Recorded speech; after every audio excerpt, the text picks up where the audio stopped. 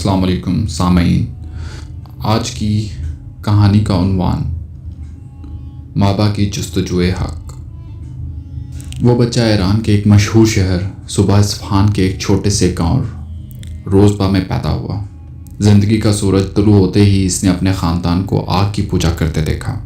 اس کا پورا قبیلہ زرتشت مذہب کا پیروکار تھا۔ شعور کی سیڑھی پر قدم رنجا ہوتے ہی اس کے والد نے اپنے مذہب زرتشت کی محبت اس کے دل میں ڈالنا شروع کر دی۔ وہ اسے آتش کدہ لے جاتے تاکہ وہ بچپن سے ہی آگ کی پوجا کرنا سیکھ جائے۔ ننھے ذہن میں جب آتش کدہ اور آگ کی محبت ڈال دی گئی تو اس کا زیادہ تر وقت وہیں بسر ہونے لگا۔ جوانی کی دہلیز پر قدم رکھا تو سارے قبیلے کے مشاورت کے بعد اس کو آتش کدے کا مجاور بنا دیا گیا۔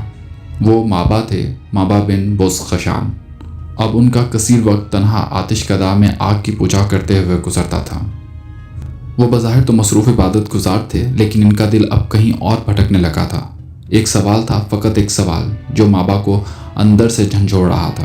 کیا واقعی یہ آگ میری معبود ہو سکتی ہے؟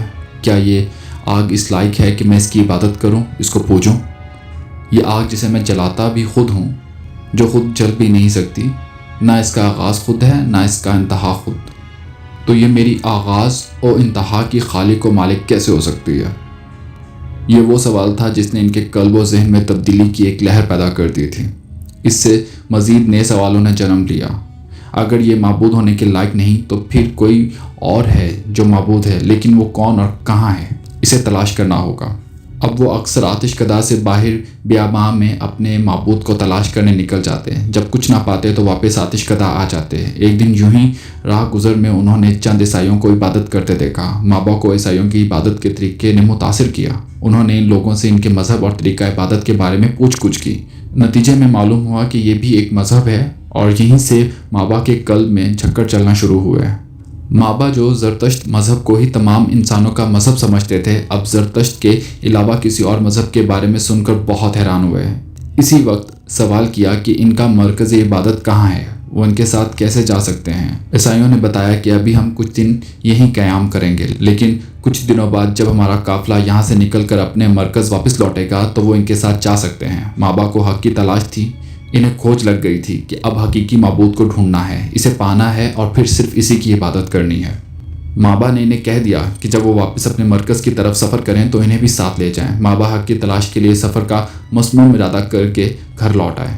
گھر پہنچتے ہی مابا نے آج بیتی جانے والی ساری روتاد اپنے والد کو سنائی۔ والد سن کر ڈر گئے کہ کہیں میرا بیٹا میرے مذہب کو چھوڑ نہ دے، کہیں یہ زرتشت مذہب کا جانشین اپنے مذہب سے بغاوت نہ کر بیٹھے۔ اسے روکنا ہوگا، اسے لگامیں ڈالنی ہوں گی۔ انہیں روک دیا گیا، لگامیں ڈال دی گئیں۔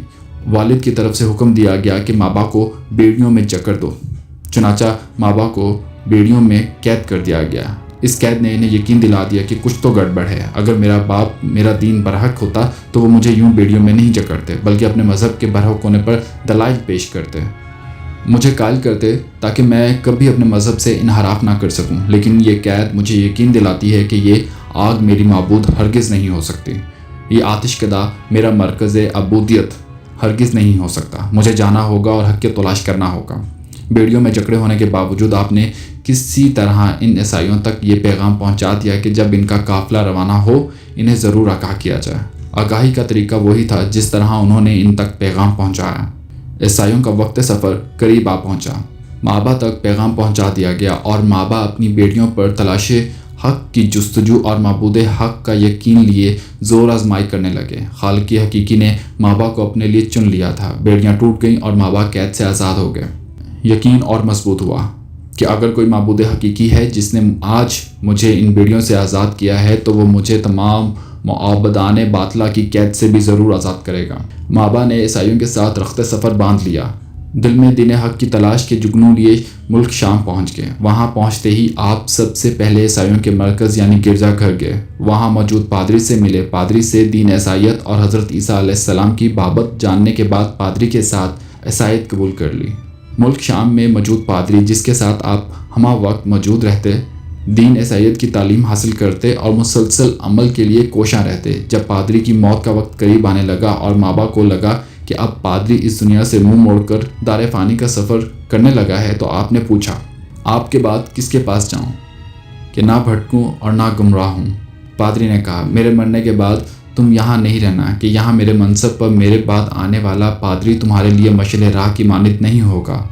تم شہر موصل کی طرف سفر کرنا، وہاں موجود پادری تمہیں دین حق سے پھرنے نہیں دے گا۔ پادری کی موت کے بعد مابا موصل کی طرف روانہ ہو گئے۔ موصل کے گرجا میں موجود پادری کے ساتھ آپ کا وہی رشتہ رہا جو ملک شام کے پادری کے ساتھ تھا، یعنی استاد اور شاگرد والا۔ موصل کے پادری کا وقت بھی تمام ہوا اور اسے بھی اپنے مالک کی طرف سے بلاوا آ گیا۔ مابا نے پھر وہی سوال کیا کہ اب میں کس کے پاس جاؤں جو مجھے آپ کی طرح اپنی شاگردی میں لے لے تاکہ میں گمراہی سے بچ جاؤں۔ پادری نے کہا، میرے بعد تم نصیبین کی طرف رخت سفر باندھنا، وہاں موجود پادری ایک اچھا انسان ہے، تمہیں اپنا شاگرد بنا لے گا، پھر تم بھٹکنے سے بچ جاؤ گے۔ مابا نصیبین پہنچے اور وہاں موجود پادری کی شاگردی میں رہنے لگے۔ نصیبین کے پادری کا وقت بھی مکمل ہوا اور یوں اس کے بعد مابا اموریا پہنچے۔ اموریا پہنچنے کے بعد یہیں سے آپ کی حیات نے ایک نئے سفر کا آغاز کیا۔ اموریا کے گرجا گھر میں موجود پادری نے آپ کو اپنی حیات کے آخری وقت تک اپنی خصوصی رفاقت میں رکھا۔ وقت اجل آیا تب کہا، مابا میرے بعد اب اس سرزمین پر تمہیں کوئی عیسائی پادری اس لائق نہیں ملے گا جو دین عیسائیت کے پیروکاروں کو مخلص ہو کر گمراہ ہونے سے بچائے۔ اب صرف ایک ہی جگہ ہے جہاں سے دین حق کی نئی راہیں ہموار ہوں گی، اور وہ ہے جزیرۃ العرب۔ تم وہاں چلے جاؤ بیٹا۔ جزیرۃ العرب میں اب تک نبی آخر الزماں کے وقت کا ظہور قریب آ پہنچا ہوگا، جو صحرائے عرب سے اٹھ کر دین حنیف کو زندہ کرے گا اور اس زمین کی طرف ہجرت کرے گا جہاں کھجوروں کی کثرت ہوگی۔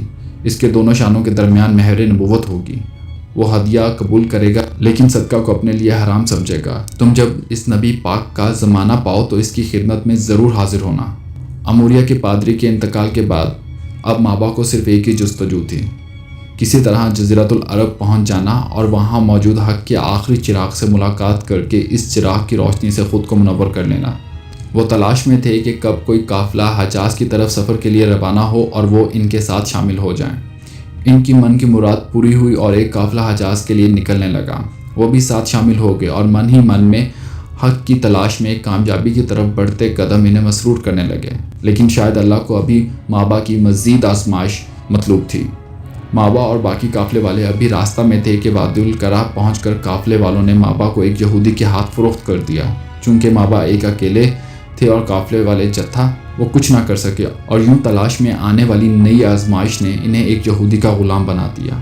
آپ اس کو اپنی قسمت سمجھ کر راضی ہو گئے، لیکن اس کے باوجود دل میں جلتی تلاش حق کی چنگاری کو آپ نے بجھنے نہیں دیا۔ وہ یہودی کی غلامی میں آ کر بھی حق کی تلاش اور ہدایت کی جستجو دل میں رکھے آنے والے اچھے دنوں کا انتظار کرتے رہے۔ مالک الملک کو مابا کی اس تلاش کا علم تھا۔ وہ جانتا تھا کہ مابا رہبر عالم تک پہنچنا چاہتے ہیں۔ وہ اپنے بندے مابا کے لیے راستہ آسان کر رہے تھے۔ ہوا کچھ یوں کہ ایک دن یہودی کے گھر ایک مہمان آیا۔ اسے ایک غلام کی ضرورت تھی۔ اس نے اپنے میزبان دوست سے کسی غلام کی بابت سوال کیا تو یہودی نے اس مہمان کو مابا کی پیشکش کی، جو کہ مہمان نے قبول کی اور اپنے میزبان دوست یہودی سے مابا کو بطور غلام خرید لیا۔ مہمان یثرب کا رہائشی تھا، لہٰذا وہ مابا کو اپنے ساتھ لے کر واپس یثرب آ گیا اور یوں مابا مدینہ النبی یثرب پہنچ گئے۔ یہاں پہنچ کر مابا نے جب چاروں طرف کھجوروں کے جھنڈ دیکھے تو سمجھ گئے یہ وہی مقام ہے جس کے لیے میرے استاد عیسائی پادری نے کہا تھا کہ اس جگہ پر آخری رہبر عالم کا ظہور ہوگا۔ ایک دن ایسا ہوا کہ آپ باغات میں اپنے مالک کے ساتھ کام کر رہے تھے کہ اچانک شہر سے ایک آدمی بھاگتا ہوا آیا اور کہنے لگا، خدا بنو قبیلہ کو غارت کرے، سب کے سب کعبہ میں ایک شخص کے پاس جا رہے ہیں جو مکہ سے آیا ہے اور خود کو نبی کہتا ہے۔ مابا نے جب اس کے منہ سے یہ الفاظ سنے تو چونک گئے۔ اس آدمی کی طرف رخ کیا اور سوال کیا کہ جو بات تم نے ابھی کہی وہ دوبارہ تفصیل سے بتانا۔ وہ آدمی بتانے ہی لگا تھا، مابا کے مالک نے ان دونوں کو جھڑک کر خاموش کروا دیا اور مابا سے کہا کہ جاؤ جا کر اپنا کام کرو۔ مابا اس وقت خاموش ہو گئے، لیکن آپ کے دل میں جلتی حق کی چنگاری اب تیزی پکڑنے لگی تھی۔ آپ جان گئے تھے وہ رہبر عالم، وہ ہادی مجسم تشریف لا چکے ہیں۔ اب مابا کو جلد از جلد ان تک پہنچنے کی جلدی تھی، لیکن اس کے لیے آپ وہ 3 نشانیاں پوری ہوتا دیکھنا چاہتے تھے جو آپ کو آپ کے پادری استاد نے بتائی تھیں۔ کچھ دن بعد آپ نے کچھ کھجوریں لیں اور لوگوں سے پوچھتے سوال کرتے بالآخر سرور کائنات صلی اللہ علیہ وآلہ وسلم کی خدمت میں پہنچ گئے۔ ادب سے تشریف فرما ہو کر مابا نے سب سے پہلے آپ صلی اللہ علیہ وآلہ وسلم کو وہ کھجوریں پیش کی اور کہا، یہ صدقہ کی کھجوریں ہیں۔ رسول اللہ صلی اللہ علیہ وآلہ وسلم نے وہ کھجوریں مابا سے لیں اور انہیں اپنے اصحاب میں تقسیم کر دیا، اور یوں مابا نے اپنی آنکھوں سے ایک نشانی کو پورے ہوتے دیکھ لیا کہ وہ نبی آخر الزماں صدقے کا کوئی مال نہیں کھاتے۔ اب مابا کو دوسری نشانی دیکھنے کی جستجو تھی۔ کچھ دن بعد مابا نے دوبارہ کچھ کھجوریں لیں اور آپ صلی اللہ علیہ وآلہ وسلم کی خدمت میں یہ کہہ کر پیش کر دیں کہ یہ کھجوریں آپ کے لیے ہدیہ ہیں۔ مابا نے دیکھا کہ سرور عالم صلی اللہ علیہ وآلہ وسلم نے وہ کھجوریں مابا سے لیں، انہیں خود بھی کھایا اور اپنے اصحاب میں بھی تقسیم کی۔ مابا یہ دوسری نشانی پوری ہوتا دیکھ کر بے حد خوش تھے کہ اب بس ایک نشانی باقی ہے، اس کے بعد میرا سفر ختم ہو جائے گا، مجھے ایک کٹھن سفر کے بعد منزل مراد مل جائے گی، آزمائشی سلسلہ ختم ہوگا اور آزمائش کا پھل بھی مل جائے گا۔ تیسری نشانی، جو کہ آپ کے عین الیقین کے لیے آخری نشانی تھی، وہ آپ کی مہر نبوت کو دیکھنا تھی۔ مابا مسلسل اس کوشش میں تھے کہ کسی طرح آپ کی پشت پر موجود مہر نبوت کو دیکھ لیں۔ کچھ دن بعد آپ کو علم ہوا کہ اللہ کے رسول جنت البقیع میں کسی جنازے کی تدفین کے لیے جا رہے ہیں۔ مابا بھی آپ کے ساتھ چل دیے۔ مابا آپ صلی اللہ علیہ وآلہ وسلم کی پشت کی طرف کھڑے رہے تاکہ آخری نشانی کو یقینی آنکھ سے دیکھ کر سرور عالم کے ہاتھ پر اپنا ہاتھ رکھ کر بیعت اسلام کر سکیں۔ مابا اچک کچک کر آپ کی پشت کو دیکھنا چاہتے تھے۔ اللہ کے رسول صلی اللہ علیہ وآلہ وسلم نے جب یہ محسوس کیا کہ آپ کی پشت پر مابا کھڑے ہیں جو کچھ دیکھنا چاہتے ہیں، تو آپ صلی اللہ علیہ وآلہ وسلم نے اپنی پشت سے کپڑا ہٹا دیا، اور یوں مابا نے اپنی آنکھوں کے سامنے مہر نبوت کو پا کر اپنی حیات کی سب سے بڑی خوشی، سب سے بڑی کامیابی، سب سے بڑی سرفرازی کو پا لیا۔ مابا نے جو ہی مہر نبوت دیکھی، نم آنکھوں کے ساتھ اپنے ہونٹوں سے مہر نبوت کا بوسہ لیا اور آپ صلی اللہ علیہ وآلہ وسلم کے سامنے آ کر آپ کے دست مبارک میں اپنا ہاتھ دے دیا، قبول اسلام کی فرمائش کی، اور یوں نبی صلی اللہ علیہ وآلہ وسلم کے دست مبارک پر اسلام کی بیعت کی۔ مشرف با اسلام ہونے کے بعد اللہ کے رسول نے سب سے پہلے آپ کا نام تبدیل کیا اور یوں آپ مابا سے سلمان بن گئے، وہی سلمان جنہیں آج دنیا حضرت سلمان فارسی رضی اللہ تعالیٰ عنہ کے نام سے جانتی اور پکارتی ہے۔ یہ حضرت سلمان فارسی رضی اللہ تعالیٰ عنہ کے قبول اسلام کا وہ واقعہ ہے جو آپ رضی اللہ تعالیٰ عنہ قبول اسلام کے بعد آپ صلی اللہ علیہ وآلہ وسلم اور صحابہ کرام کی مجلس میں بیٹھ کر سنا رہے تھے کہ کس طرح اور کتنی آزمائشوں سے گزرنے کے بعد وہ مابا سے حضرت سلمان فارسی رضی اللہ تعالیٰ عنہ تک کا سفر طے کر پائیں۔